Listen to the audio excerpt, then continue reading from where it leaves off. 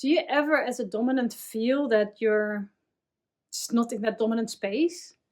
Or do you, as a submissive, sometimes feel that your dominant is not giving you enough dominant attention?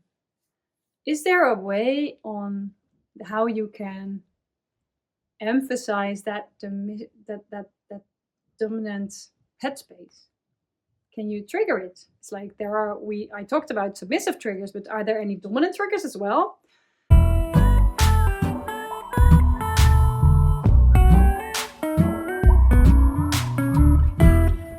Well, first of all, this is depending on the person. Not everyone is reacting the same on the same triggers.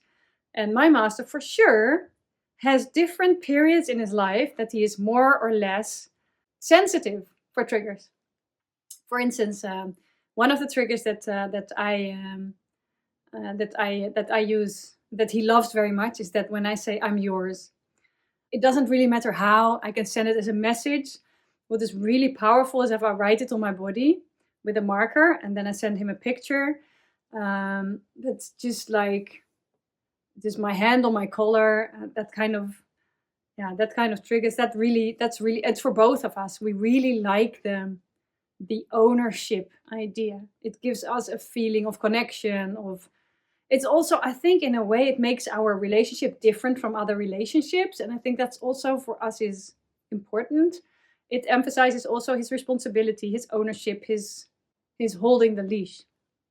So this is one, everything that has to do with yours being yours. Our challenge is also that I'm pretty manipulative. I already told you a lot about that. And I can use sometimes that triggers to manipulate my master. For instance, one of them that I find very hard to use is begging.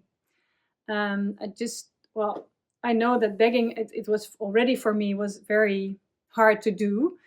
And that is also because I think I'm a little bit scared that I'm abusing it, that I'm using the begging to get him into that space while he might not want it. But in a way, that is his responsibility. I should be able to still beg for what I want. And if I'm not getting it, I'm just not going to get it. Though I'm not sure, it's not always getting him into the dominant space. Sometimes it's just not sensitive for it. And that's okay too. So then I'm just getting a no. That's all. But begging, when we are in a play and it's not really, it also depends for my master, it really depends on how much time and effort I put in it. And this is, to me, one of the ways that I can really help him to get into the right space. So for instance, once I made a drawing for him. I made a drawing from myself sitting in submissive slave position, in the waiting position, so on my knees with my hands on my knees and my head bowed. And I drew it. And then what I did was, around it, I put all these words that were, for me, were important in our relationship. And there were some quotes on it and some things that are important for us. And I really took like half a day to create it for him. That was for him a signal of my submission to him. And just, he never asked for it. But the fact that I did that without him asking was a very dominant trigger that gave him his feeling of power, of dominance, of power exchange, that I was really giving it to him. He's not, because I think this is one of the things, my master is not, he's not born like a dominant, like powerful, like power exchange. Sometimes it conflicts a bit with who he is and who he believes a lot in equality and personal responsibility. So he struggled a bit with how to find that in our relationship. The fact that right now I'm giving it to him without him asking or telling me to do, that is something that for him is very powerful. That gives him the idea that he's in charge. I know for a lot of other, and especially for men, if you want to have your woman be dominating you, one of the wonderful things that you could do is treat your woman like a goddess. That's what you want in the end, right? What could you do to treat your woman like a goddess? There's a lot of women who would love to have their feet massaged. Now, there's two things that you can do. You can just go to her and give her a foot massage. Not every woman will appreciate it. some women will appreciate it more if you ask them, like, honey, can I give you a foot massage?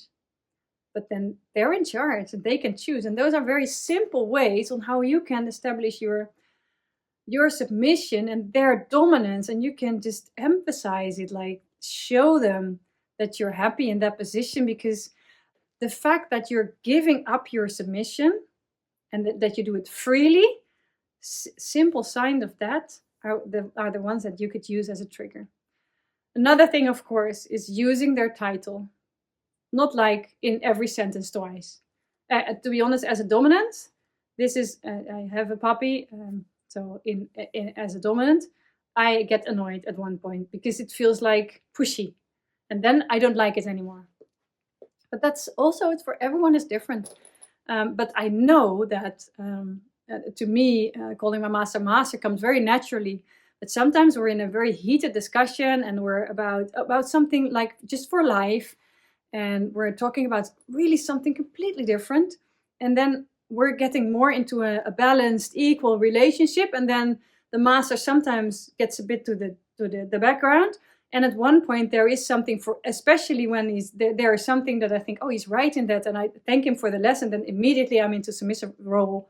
So then I use master as his trigger. And I can see always when I start that, it will also get him into the same space. And the same works the other way around, of course, also. So a title, using the titles is a very, very easy way actually to establish your power exchange relationship. So that's triggers for dominance as well. Another powerful trigger that works, at least for my master, works like a charm, is sending him a submissive picture. So I get into position, I send him a sexy picture, I send him, I'm thinking of you while putting my shirt up, for instance. That's he loves that. I mean, it is something that vanilla people would do too. But because we're in a power exchange relationship, it is a trigger. So that's how it works. And especially if I write something on my body, then oh yeah, that can really help him to get into the right space. But it can also be in very tiny things, like serving him when he comes home, just bring him a glass of water or coffee or whatever. It can be in the tiny things, and without asking. To us, my color is very important.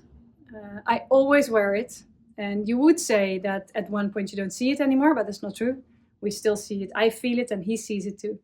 So this is something that I can just do this, and I can see him react on the other side of the table. So it's very simple, but this is also something that you can use. Yeah, the most important thing for me is in our relationship is that I need to be very clear about what I want. So I told you about the begging. And for me, the begging was challenging because I thought that I was using it as a manipulation. But really begging for it and really go for it. And then just it's about the whole picture and taking time and effort to create something. It's not like I want something, so I'm asking for it. No. It's like, for instance, when I really want him to get into that, I want to help him to get into that dominant space. What I will do is, for instance, before I go to sleep, is I'll send a message that I'm sitting on my knees in front of my bed and just getting into submissive space, headspace, before I get into my bed. That's something that really helps him. And I'm not asking him for anything. I'm also not pushing him. I'm just sharing with him how I feel at that moment, and that works. So it's a challenge. I'm still a bit struggling with how to make it not manipulative. But these are the few of the things that I use as dominant triggers. So hope this was valuable for you.